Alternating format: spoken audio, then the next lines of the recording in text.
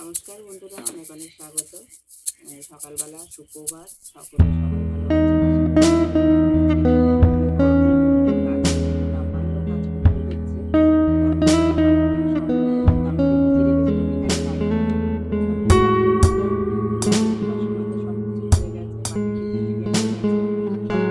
ভালো আছে।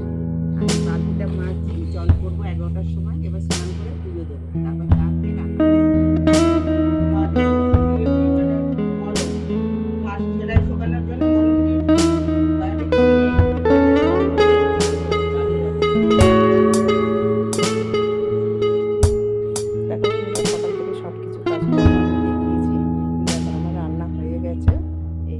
বাড়ি আসবে কত মাসে এক্ষুনি রান্নাগুলো